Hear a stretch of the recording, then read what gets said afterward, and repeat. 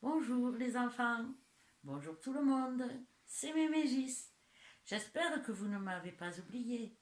Moi, je pense à vous très souvent. Et puisque nous ne pouvons pas nous voir à l'école, eh bien je vais quand même vous raconter une histoire. La fée Coquillette présente Télé Coquillette.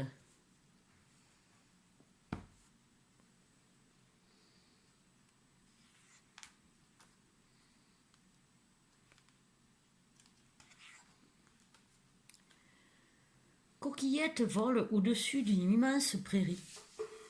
Quand elle aperçoit, au beau milieu de l'herbe, une télé. Curieuse, Coquillette se pose en douceur devant le poste, espérant peut-être voir un dessin animé. Mais la télé est cassée. Il n'y a plus de boutons, ni même d'écran.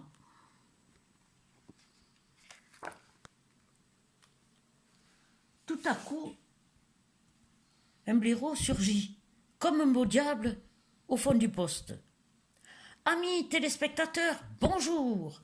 Bienvenue dans le show de Jojo le blaireau, l'animateur trop rigolo. Dans la télé cassée, Jojo le blaireau fait tout. Il présente le show, il chante, il se déguise pour jouer les invités, il danse, il fait du sport, et même l'acteur.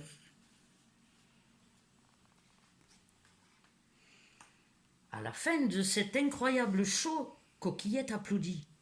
Bravo, bravo, quel talent! Je me présente, je suis la fée Coquillette. Jojo le blaireau n'en croit pas ses oreilles. Fou de joie, il saute hors de la télé et court embrasser la petite fée. Ah, tu vas pouvoir exaucer mon vœu, alors. Mais quel vœu? Je rêve de travailler à la télé.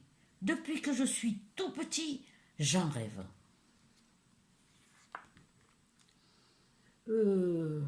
D'accord, répond Coquillette, qui ne sait pas très bien comment exaucer ce drôle de vœu. Grimpe donc sur la télé, monsieur l'animateur trop rigolo. Nous allons partir à la conquête des téléspectateurs. D'un coup de baguette magique, Coquillette décore le poste, puis elle le fait décoller. 10 minutes plus tard, la télé volante et ses 2 passagers se posent dans un pré au milieu des vaches.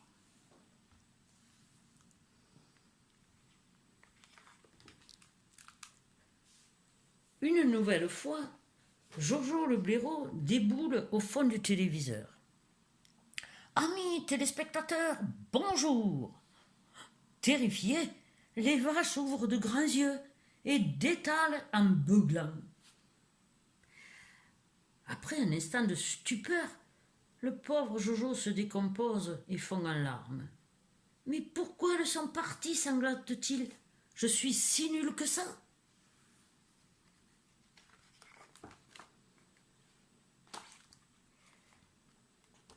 Très ennuyée, Coquillette prend le blaireau dans ses bras. Allons, mon Jojo, on va trouver une solution. Sèche-moi vite ces grosses larmes. Et n'oublie pas que tu es Jojo le blaireau, l'animateur trop rigolo. Jojo hoche la tête et se force à sourire. Je sais où trouver de vrais téléspectateurs, déclare Coquillette.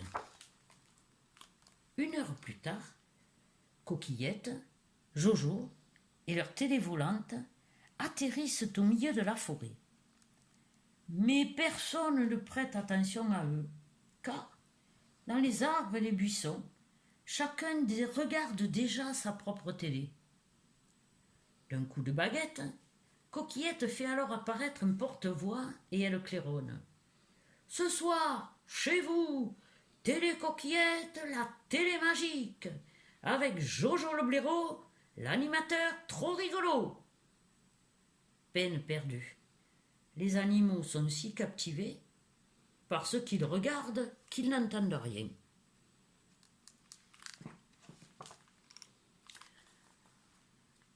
Pour attirer l'attention des téléspectateurs, Coquillette prononce une formule magique.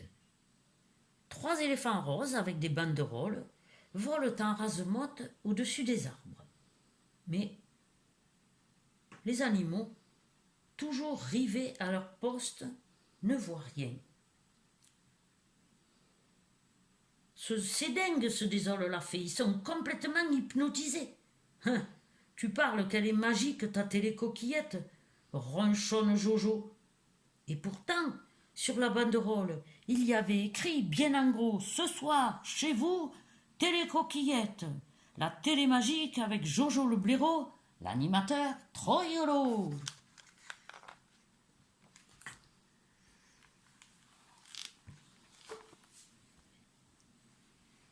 Le nez en l'air, la petite fée réfléchit. Et soudain, son regard s'illumine. Employons les grands moyens, poil au chien. Je vais faire tomber la foudre sur l'antenne qui leur permettra à tous de regarder la télé. Ça va les réveiller, poil au nez. Coquillette agite sa baguette magique. Le ciel gronde et la foudre s'abat sur Coquillette. Devant tant de nullité, Jojo soupire. Puis, il grimpe à l'arbre et débranche tout simplement l'antenne. Vexée, Coquillette hausse les épaules. Ce n'était que la première partie de mon plan, bougonne-t-elle. Avec sa baguette magique, la petite fée agrandit la télé et la déplace dans une clairière proche. Puis, elle dispose un peu partout des cadeaux dans les arbres. Cachons-nous maintenant, chuchote Coquillette. Je vais t'expliquer mon idée. Dans la forêt, plus aucune télé ne fonctionne. Les animaux s'énervent sur leur télécommande. Ils tapent sur leur poste dans l'espoir qu'ils se rallument. Mais les écrans restent obstinément noirs. Les animaux sortent donc de chez eux et se retrouvent avec d'autres animaux tout aussi contrariés qu'eux. « Ma télé est cassée, rouspète un âne. »« La mienne aussi, répondent en chœur les autres. » Puis, le koala aperçoit les cadeaux que Coquillette a cachés dans les arbres.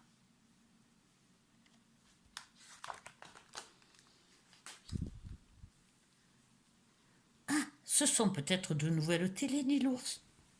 Le koala ouvre un paquet, le lion un autre. Il y a des masques, des instruments de musique, des chapeaux, des chapeaux, oui, des chapeaux, des déguisements. Un peu plus loin, dans d'autres arbres, ils aperçoivent d'autres cadeaux qu'ils se dépêchent d'aller ouvrir. Peu à peu, ils s'approchent de la clairière. Et là, ils découvrent l'immense télé. Et Jojo qui les accueille. Soyez les bienvenus sur Télé Coquillette, la télé magique. Approchez, approchez. Tous ensemble, nous allons préparer le plus grand show de tous les temps. Très impressionnés, les animaux entrent dans le téléviseur. Puis, Jojo tire le rideau sur lequel est écrit en grand « Mercredi à 15h, super show, animé par Jojo le blaireau ».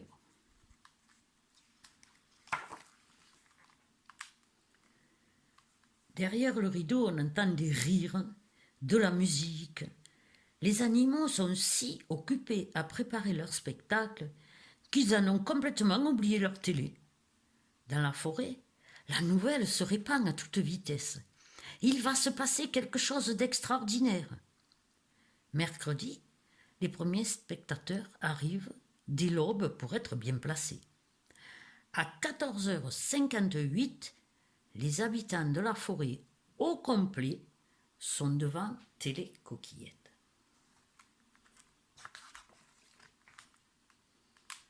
À 15h tapantes, le rideau se lève et le show commence. Présenté, bien sûr, par Jojo, avec leurs masques, leurs instruments de musique et leurs costumes de fête, les animaux chantent, dansent, jonglent, jouent des sketchs. Même à la télé, on n'a jamais rien vu d'aussi magique. La fin du spectacle est saluée par un tonnerre d'applaudissements. Et Jojo, très ému, essuie une larme de bonheur sous le regard attendri de Coquillette. Depuis, chaque mercredi après-midi, Jojo et ses amis donnent un nouveau show devant un public sans cesse plus nombreux.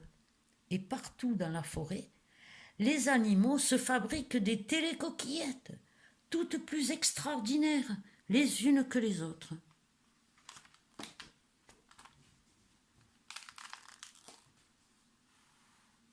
Et voilà, l'histoire est terminée.